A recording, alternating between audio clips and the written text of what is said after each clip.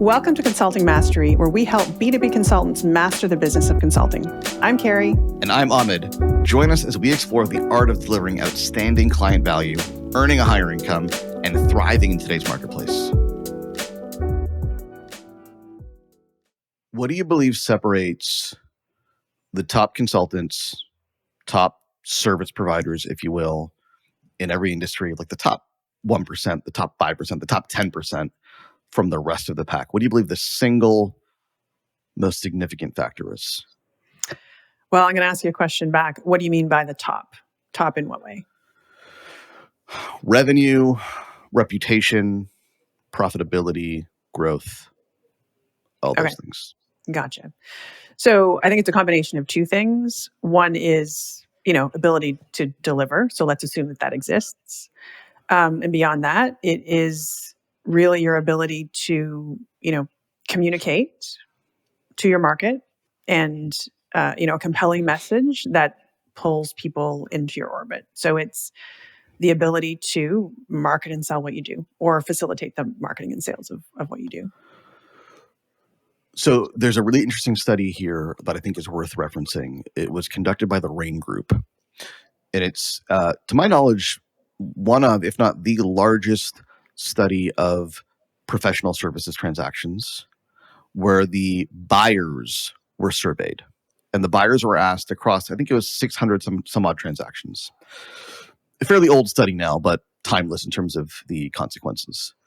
The buyers were surveyed and asked, what did the consultants or the firms that you chose to work with, what did they do differently from everybody else? What made you pick the ones that you picked? And they asked them to rank everybody across 43 different factors. And the number one factor that the winners who were chosen for the work did best was also ranked 43rd among the quote unquote losers, the folks who were not selected. The biggest delta, number one for the winners, 43 for the losers. And that one factor, in the buyer's words, were that the seller educated me with new ideas and perspectives. I can't think of a better definition for marketing. The seller educated me with the new ideas and perspectives, which kind of makes sense, right? Like a lot of people would think, oh, it's, they played a good golf game, or we go to the same country club, or they were referred by somebody else, right? Or it was convenient, or they had the best price point. Those are common answers people might think would be the separating factor, but it was this idea that they educated me with new ideas and perspectives. In other words, I felt more confident proceeding with them because they demonstrated their subject matter expertise by educating me with new ideas and perspectives I had not previously appreciated or understood. To me, that's marketing, right? And I would love to quote Peter Drucker as much as I can, right? The father of management. And Peter Drucker famously said that the purpose of a business enterprise is to create a customer. Therefore, the business enterprise has two functions: marketing and innovation. And this is where I think a lot of consultants fall short, is they think a lot about innovation, i.e. product, i.e. delivery, which is, to your point, necessary, table stakes. You've got to have a great offer. You've got to have a great solution. You've got to be able to deliver. And they don't think nearly enough, for reasons you're going to explain to us, about the marketing side. Why is that?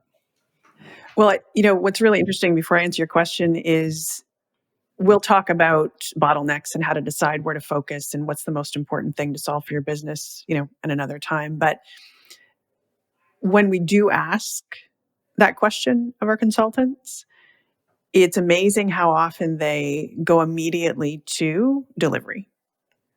And, marketing and sales seems like a separate thing. And if I think about like the one quote I have seen more often, either on calls that we have with our clients, or, in the process when they're speaking with our program advisors, how often does someone say, "I'm not a marketer," or "I'm not a salesperson"? And it's interesting because they come to us in the hopes that they can maintain that belief about themselves, right? I'm not a marketer, I'm not a salesperson, and also get a bunch of new clients. I'm And terrible so, at selling. what's that? I'm terrible at I'm selling. terrible at selling. Yes, 100%, 100%. And they often come to work with us because they hope they're going to get whatever mechanism it is that allows that to happen without them changing their mindset. What they learn very quickly is that the real work is making that shift. Because if you can't and aren't willing to go out in the world and as you're saying, educate, right? Teach people, take your unique, opinions and thoughts and perspectives and, take them out into the world, then clients just don't show up on your doorstep. So here's a silly example. This morning, I was scrolling through Instagram and I saw an ad for soap. And this soap is targeted at men. Okay.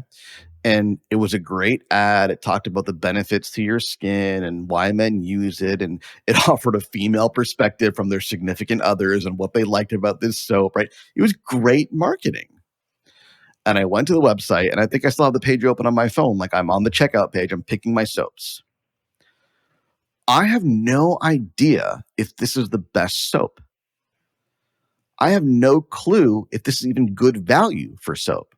For all I know, and I bet you this is true, there's better soap out there. If I did a Google search for best soap for men, I could probably spend hours finding the technically most potent, useful soap. I'm sure I can find something better. But this is the soap that's in front of me. Okay? And their marketing engaged me and it got my attention. And here I am on the checkout page. And I hope you, the listener, are not too quick to dismiss this example as, well, that's soap and I'm very sophisticated and I sell consulting services. Yes, it's a different offer. It's the same premise, right? If you're not in front of the right people and they're not engaging with your message, you're invisible to them like that superior soap is invisible to me. Well, let's go back to the RAIN study, because to me, one of the things, like the fact that when you said this is the, number one thing that people said, and it's a surprise, right? It's not what we would expect. But what it's also telling me is that sometimes we underestimate the sophistication at which, by which buyers assess their opportunities. Because if what they are saying is, I'm looking for education, and as a consultant, you are selling on price or you are selling on whatever else it is, right? And you're not positioning yourself as the expert, someone who knows things that they don't. Then you're also just, focusing yourself on a less sophisticated market, which is not what you're looking for. Here's the other data point to make the case to your point. So Google and the CEB did a very large study on B2B transactions. So this is not limited to consulting and professional services. It's B2B transactions at large. Could be software, it could be products, it could be technology, whatever it may be. And what they found was the average B2B buyer is, I believe the number was 57 or 58. I'm going to go with 57% through their decision-making process before they're ready to talk to a vendor. 57% through their buying decision process before they're willing to talk to a vendor. What that means is they have more than half made up their minds before they're even willing to entertain a conversation with you. And then the question becomes, what are they doing? And it's a staggering stat from the seller's perspective, because for us, it's like the process begins when we talk to the client. It's, that's the beginning of the sales process, but they're already more than halfway through their process by the time that we get there. So what are they doing in the first half of that process? Well, research on the buyer's journey will tell us they're looking for data. They're looking for insight. They're reading research reports. They're attending workshops and webinars. They're downloading white papers. They're doing Google searches. They're doing YouTube searches. They're doing LinkedIn searches. They're looking for information and insight that can help them wrap their head around the problem that they're facing and therefore develop solution criteria. And once they've developed solution criteria, then they're willing to talk to vendors to see who might be able to fulfill their solution criteria. And so the question for you, listener, is if you're not marketing, because all the above that I mentioned, the research and the white papers and the webinars and the workshops, someone's marketing these things. So if you're not marketing and therefore showing up in the first half of their decision-making process, how will they ever find you outside of your warm network, which is obviously limited? Yeah, and maybe this is then the time to talk a little bit about semantics and how we help people cross that divide, right? Because someone comes in, they're a brilliant consultant, they're a brilliant service provider. They say, I'm not a marketer, I can't sell. We're not turning people into marketing people, right? It's not about giving up everything you know about yourself and, turning into a marketing phenom in the way, in a Mad Men kind of way. That's not what this is. What we're talking about is figuring out the overlap in the Venn diagram between your expertise and what we call marketing, kind of capital M marketing. And so when you're somebody, as all of our clients are, right, who is brilliant, who has done amazing work, who has great solutions, who can solve a problem that's in demand, really what we're doing is just letting everyone in to see that, right? In a very specific way with some very specific tactics.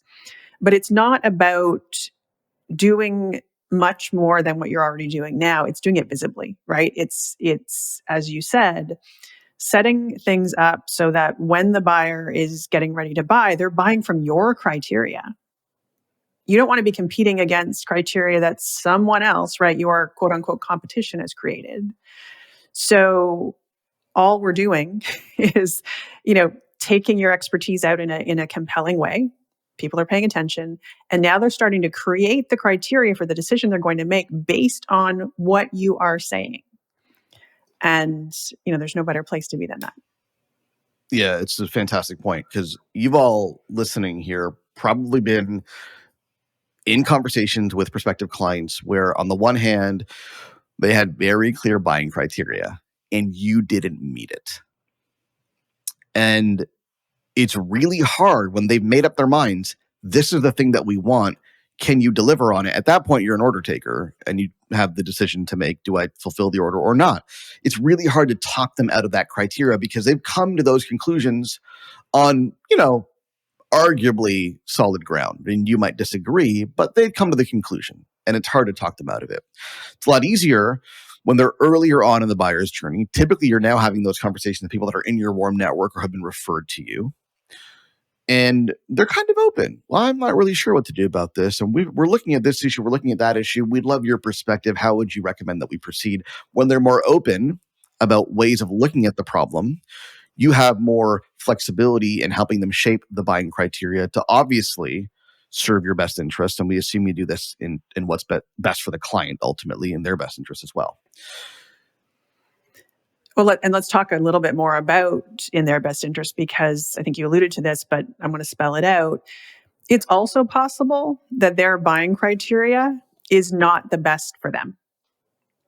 Because to your point, if they have not gotten the right information, if they're, when you find out that your wife hates the smell that's attached to that soap, right? And that your buying criteria was way, way, way off, that's going to be a problem.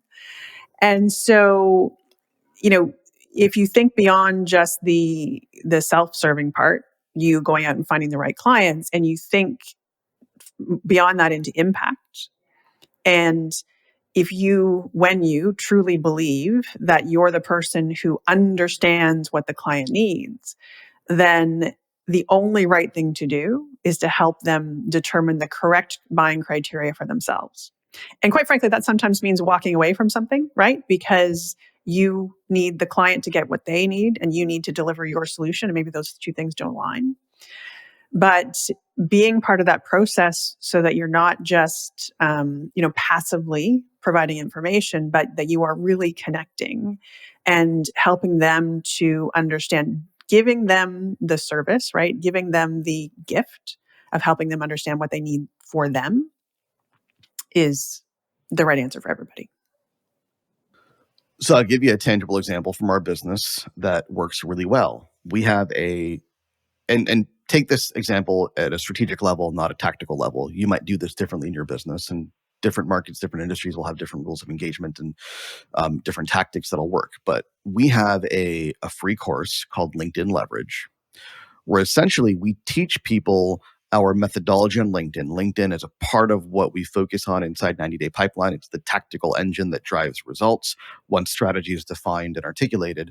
And so we have a free course on it. And so people come in and they may have, ideas on what works on LinkedIn, and they may have some opinions on how they could make it work, or they may be completely green and just open to, what the possibilities are.